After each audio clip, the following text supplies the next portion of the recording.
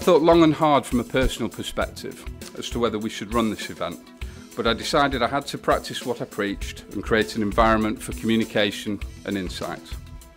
My own personal stance on referral fees, just for the record, is quite mixed. As many of you will have seen at our conference in June, I think referral fees have both good characteristics and bad characteristics. I don't believe the solution for global warming is to make the use of petrol a criminal offence, and equally the insurance industry needs to innovate if premiums are to come down rather than bury its head in the sand and think a ban will fix everything. A lot of drivers who had absolutely impeccable records, driving 20, 30, 40 years, no claims, no accidents, the minimal risk, exactly the kind of customer I think insurance companies like, or at least they should like, coming to me and saying, look at this, Mr. Straw, my premium's gone up 30, 40%. There are people that I know who've got similar records who find it almost impossible to get insurance from our area, and that was also replicated in many other similar areas across the country. So I started to drill down because I wanted to find out what was going on, and the original explanations, for example, that it was all to do with cash for crash, didn't add up. I knew about cash for crash because Nick Starling and his colleagues had come to see me when I was the Secretary of State for Justice and wanted to do something about that. But it plainly, just in terms of the metrics, did not explain this extraordinary explosion in claims and therefore in premium. What I finally discovered, all of you within the industry know this, although you probably wouldn't use this language, but most members of the public and most people in the press did not, was that the claims industry, from the recovery driver at one end through the claims management company, the insurance company, the PI lawyers, the medics, the credit hire companies and so on, the whole lot, were collectively gaming the system and exploiting changes in regulations which have been brought in to meet a public interest, but which have principally benefited this industry to make a lot of people a lot of money and to drive up insurance premiums by an extraordinary margin, so that car insurance in the United Kingdom, particularly in England and Wales, is now amongst the highest in the world for no good reason. And I describe this, and I say, I thought about the word carefully, as a racket. Partly lawful, partly on the edge of the law, and frankly partly unlawful altogether. I thought that what was happening to my decent law-abiding constituents was unjust. I also shared my friend Phil Riley's view that the operation of these claims management companies, wherever else, was of trading people's personal information, which is protected by law from that kind of trade, was amoral as well as being almost certainly unlawful.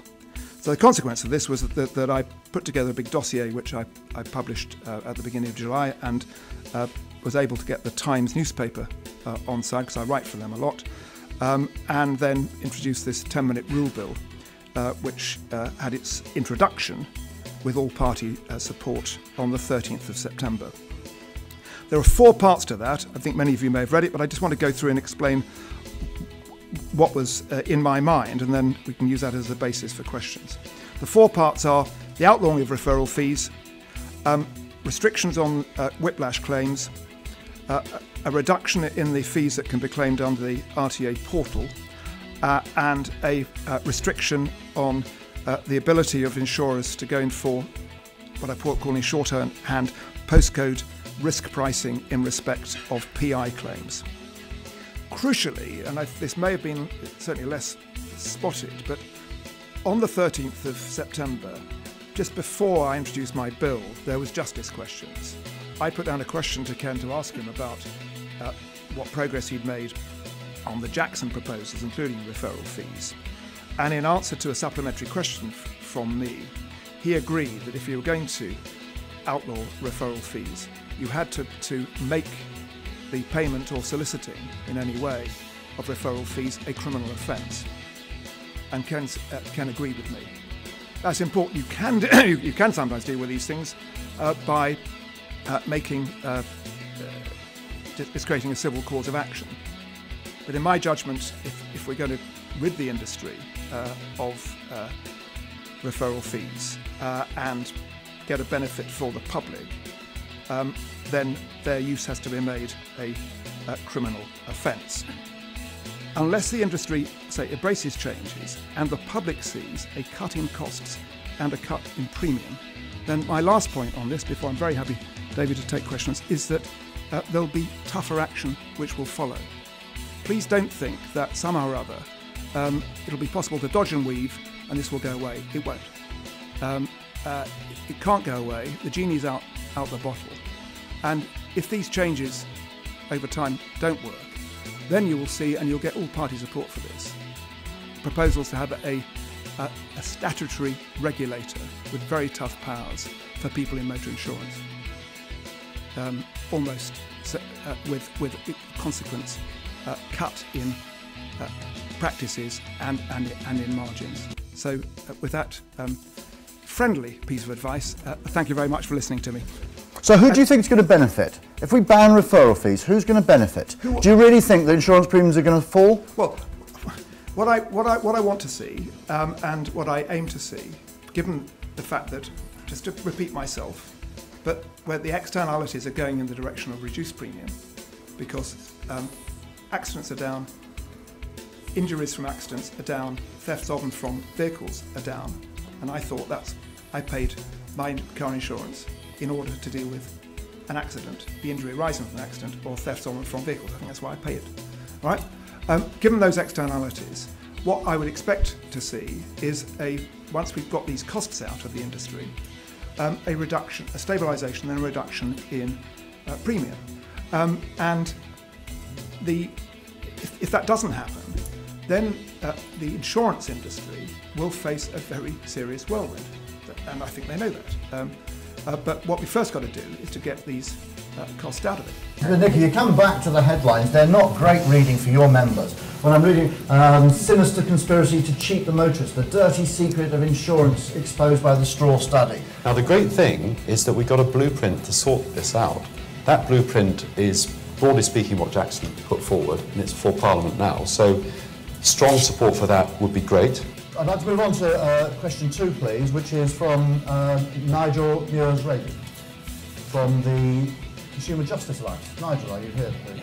Given the apparent widespread distaste amongst the public of practices such as referral fees, cold calling of accident victims and so on, and if these practices are to be banned, does the panel think it would also be logical to extend the ban to include third-party capture, whereby insurance companies directly approach accident victims?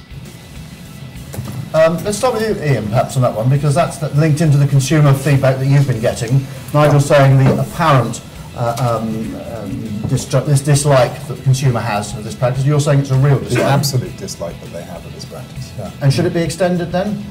Do they just dislike being cold called and asked if they've got a problem? Yeah. Surely if they have got a problem, they welcome that. I think, well, the stats basically show that most consumers are unhappy about that. Just so that you're clear, I don't think I've ever seen a set of consumers be quite as vociferous as this lot that we surveyed were about the issue about their data being traded, to the point that you made earlier on. I mean, they just, they're violently negative about that. The issue of third-party capture and non-third-party capture, it's about, I guess at the end of the day, whether the consumer feels like they are being treated like a piece of meat in this process, or whether there is a genuine desire for them to be restored to the position that they were in before. And I think it's that feeding frenzy that they feel like is going on. They don't just get one phone call, they're getting 4 or 5 or 6 phone calls. So I think the panacea is not to just say stop one thing or stop another thing. It's, you know, you need to change the system so that people actually feel like they're getting, that they're not being treated like some kind of tradable commodity. Stephen, do you Provident treat their customers as a tradable commodity?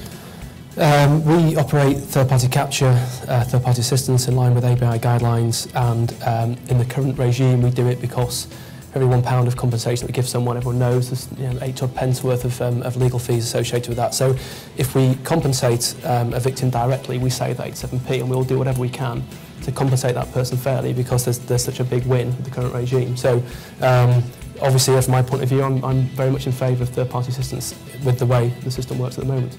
Okay. Yeah, I'd also comment, because my firm provides services to not-at-fault customers, but also referrals from fault insurers, where we do try to capture that claim for the insurer. And we, you know, our customer service results are very, very high. You know, 95% of people are satisfied with the service. And I think we have to be very, very careful that we don't have a broad brush approach in terms of what the consumer's reaction is to some of these services. Some of that consumer reaction is because of the way the media has pushed these subjects, having a go at the cold calling and the selling of data. And then if you ask them the question after they've read that article, of course they're going to say it's a really bad practice. So I think we're joining two dots up, but there's a lot between them before we should get there. Donna? Well, I think it's a rule just as in this country that there shouldn't be a conflict and the client must be at the centre of the process. If you look at the setup of third-party capture, it's the paying party and the culpable party who's going to be paying the compensation to the client, and that it's not independent legal advice. So fundamentally, there has to be a problem with it because of the conflict. But what third-party capture does, it stops you doing that. It stops you getting independent legal advice, and they move in before that happens. So you've got an insurer who's the culpable party, the person with the purse strings, who's going to negotiate a settlement with you. You may get a medical report or you may not. You may go to a solicitor, but it won't be an independent solicitor, it'll be an insurance solicitor. So there's just a massive conflict there. And I think the other thing for me about third-party capture is I think it drives up injury claims. Because if someone rings you up and says, I believe you had an accident, then don't get me on data protection with third-party capture, because how did you get hold of the other person's details? So you ring them up and say, did you have an accident? Can I offer you £1,000 so you don't go to a solicitor and I can get rid of this claim today? Was that person injured? Would they have claimed? Would they have got £1,000? And I just think it drives up whiplash. So I just think there's another problem that it causes too. Nick, you speak for all of the insurers, and you've been quite vociferous in that all your members think referral fees should be banned, but none of you are actually going to do it on their own. You need help. Okay, I'm going to start with the prior question, which is, are the public concerned about this? You bet they are. They absolutely are. And why do we know that? We know that at the ABI because we get the letters, we get the things coming into us, we get the letters from MPs.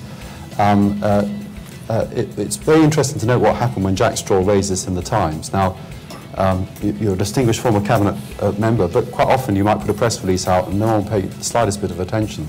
This hit a chord with the public. They knew exactly what was going on. They could see what was going on. They understood what was going on.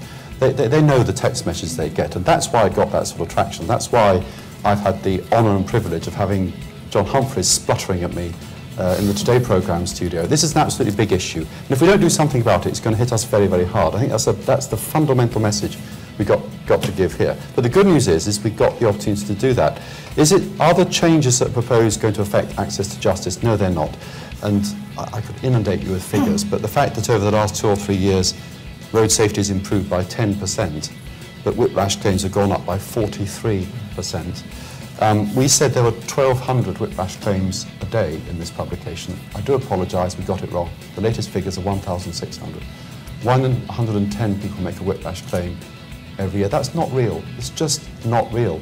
And it's messing it up for everyone else in the system. The prize here is whoever can solve this problem first and get these costs out of the system, and therefore, to your point, drive down their price, will win an enormous amount of customers. So there is an enormous opportunity to be gained here. In 2002, the portal was introduced in 2010, and I've listened all day about bringing the portal costs down, and it seems to me they're making a correlation between banning referral fees because of the cost containment strategy that gives insurers to bring down portal costs, because that replaces the saving or gives you the money that you don't get from the referral fee. Well, how is that relevant to what portal costs are? To begin with.